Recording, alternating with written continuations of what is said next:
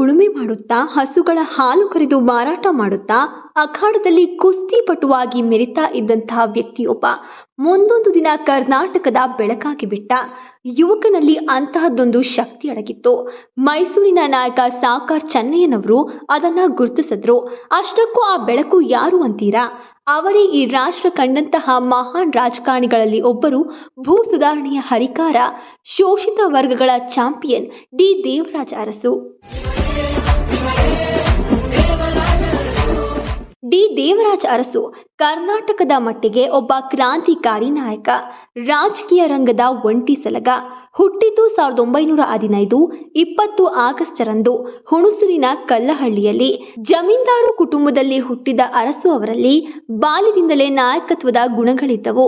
ಗ್ರಾಮದಲ್ಲಿ ಏನೇ ವ್ಯಾಜ್ಯಗಳಿದ್ರು ಅವರೇ ನಿಂತು ಬಗೆಹರಿಸ್ತಾ ಇದ್ರು. ಇಂತಹೊಬ್ಬ ನಾಯಕ 1941ರಲ್ಲಿ ತಮ್ಮ 26ನೇ ವಯಸ್ಸಿನಲ್ಲಿ ಮೈಸೂರು ಪ್ರಜಾಪತಿ ಸಭೆ ಚುನಾವಣೆಗೆ ನಿಂತು ಬಿಡ್ತಾರೆ. ಅಲ್ಲಿ ಗೆದ್ದ ಅರಸು ಮುಂದೊಂದು ದಿನ ಇಡೀ ನಾಡಿಗೆ ಅರಸರಾದ್ರು. 7.5 ವರ್ಷಗಳ ಕಾಲ ಕರ್ನಾಟಕದ ಮುಖ್ಯಮಂತ್ರಿಯಾಗಿ ಕರುನಾಡಿನ ದೊರೆಯಾದ್ರು. ಅವರ ಕಾಲವನ್ನ ಇಂದಿಗೂ ಕರ್ನಾಟಕದ ಮಟ್ಟಿಗೆ ಸುವರ್ಣ ಯುಗ ಅಂತಾನೆ ಬಣ್ಣಿಸಲಾಗತ್ತೆ. 1972ರಲ್ಲಿ ಮುಖ್ಯಮಂತ್ರಿ ಗದ್ದುಗೆ ಏರಿದ ದೇವರಾಜ ಅರಸು ಮೊದಲು ಟೊಂಕ ಕಟ್ಟಿ ನಿಂತಿದ್ದು ರಾಜ್ಯದಲ್ಲಿನ ಹಿಂದುಳಿದ ವರ್ಗಗಳನ್ನ ಒಗ್ಗೂಡಿಸಿ